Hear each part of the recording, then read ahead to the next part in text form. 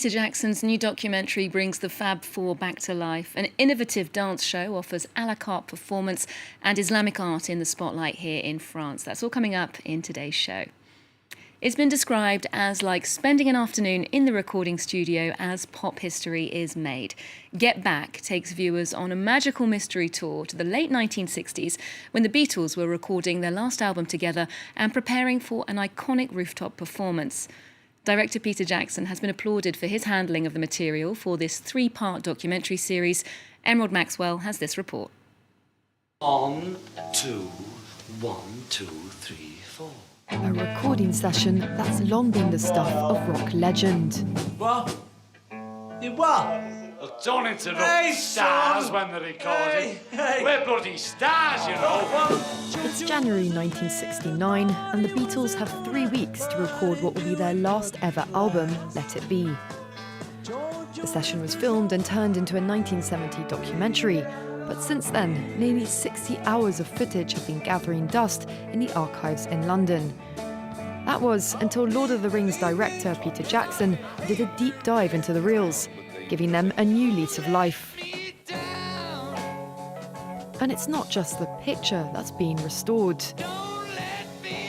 New sound remastering technology allows viewers to decipher conversations that were once inaudible. Bill, we've been doing this for days, weeks. Just choking. My voice is choking. I just wish I had yesterday's voice for today's backing. What we did is to investigate a technology that's been talked about called demixing, which is you take a mono track of a performance and you can split all the instruments. An impressive feat, especially as the Beatles didn't always play along. Sometimes, while they were talking to each other, they would strum their guitars on purpose so that the cameras wouldn't pick up what they were saying. The footage shines a new light on the band's relationship, just months before their split. The prevailing perception was that the Beatles were breaking down at the time, that they hated each other, that everything was going wrong, and that's why they broke up. But that wasn't actually the reality. You see them joking around and improvising. You can see that their creativity is still flowing. The shoot ends with a famous concert from the roof of their record company. Shut down by police after 42 minutes, it was the final public performance of their career. The album itself came out the following year, bringing to a close one of the most celebrated chapters in rock history. Now to a dance show that draws on the unlimited talents of its performers who mix up their repertoire depending on audience requests. Jukebox is the creation of choreographer Serena Malaco, an interactive experience that offers 100 songs, a range of styles, and thanks to a specially designed app, opens up a dialogue between the stage and the stalls. Jennifer Ben-Brahim and Renaud Lefort went to check it out.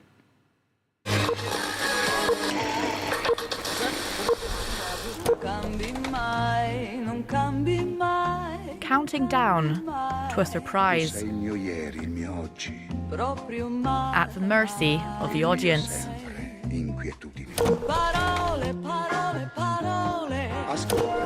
Germain Zambi takes on Italian legend Mina's Parole Parole. 9 dancers, 100 songs, and 1 mobile phone application are at the heart of his contemporary dance experiment, with a twist.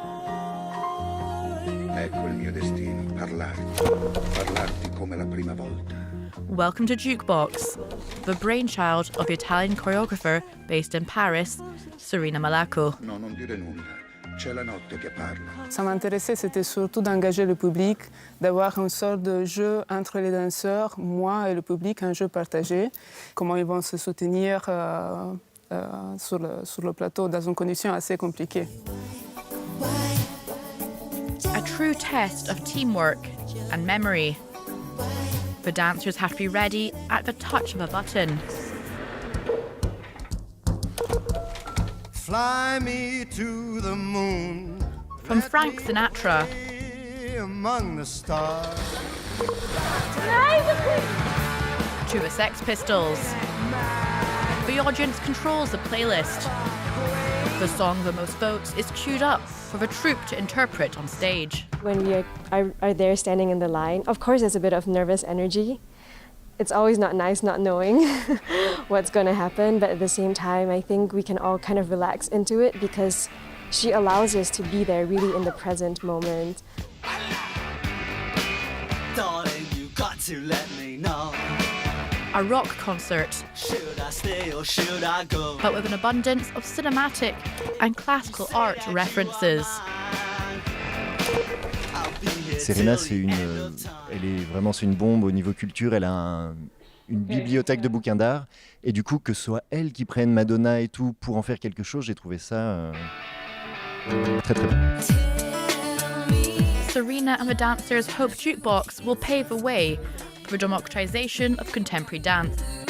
En fait, il y a complètement la rupture du quatrième mur avec Jukebox. C'est absolument une façon de rendre ça accessible et surtout de pouvoir aussi peut-être toucher plus le public, de donner au public la possibilité de se reconnaître aussi dans ce qu'il voit. Et pour moi, l'art et la beauté que l'art amène, c'est l'essence du partage. The general public will have a chance to connect, technologically and sometimes literally, with the dancers from December onwards in the Île-de-France region. Now to a cultural season here in France that puts Islamic art in the spotlight, from historical artefacts to contemporary creation. 18 different exhibitions in 18 different towns across France and in its overseas territories have drawn on the rich resources of museums like the Louvre here in Paris. The idea is to bring a fresh perspective to lesser-known movements and artists from the Islamic world. Our reporters went to check out a couple of those shows. This 12th century ivory horn from Sicily or Spain and this Moroccan kaftan show just how diverse Islamic art is. That diversity is currently being showcased in 18 cities across France. Historic pieces are on display to retrace the influence that Islamic art has had on French history for 1,300 years. Here in Rouen, hanging next to ceramics discovered locally, is a mural from Iran. This is a totally unique mural, which is usually kept at the Louvre. It's a three-piece panel which depicts a very well-dressed flautist, wearing a turban, sitting on his knees and playing his flute, surrounded by lush scenery. This work of art probably came from a palace in Isfahan in Iran. It was the Ministry of Culture that first came up with the exhibition. The idea was to use art to tackle both religious extremism as well as xenophobia and racism, encouraging mutual understanding and building a shared future. That's what the exhibition's main curator, Yannick Lintz, hopes to achieve. Nowadays, it's impossible to say Islam without thinking of a religion alone. The goal is to be able to talk about a French Islam, just like we talk about French Judaism or French Christianity.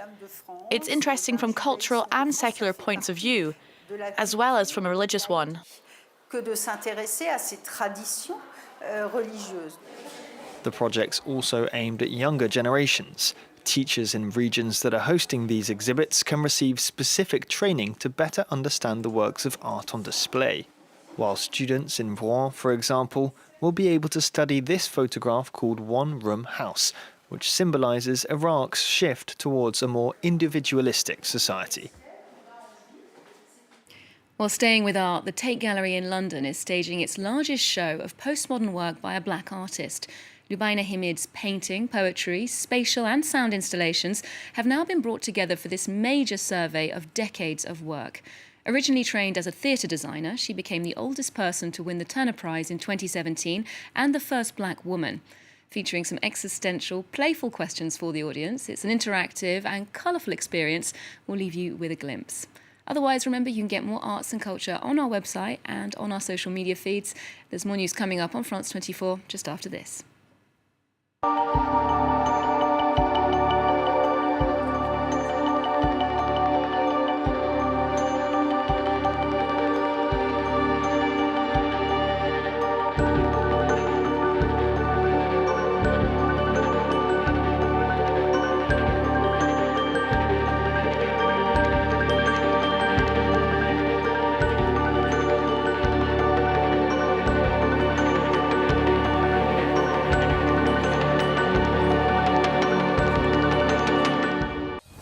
Versailles, Mont Saint-Michel, the Louvre are well-known stars of French heritage. But French genius and France harbours many other hidden treasures. The arts, gastronomy, architecture, as well as nature's wonders. Come along with France 24, discover France's living heritage. From young apprentices to accomplished craftsmen and farmers, to Michelin star sporting chefs, meet these people whose passion for their professions preserve and drive French heritage. You are here on France 24 and France24.com.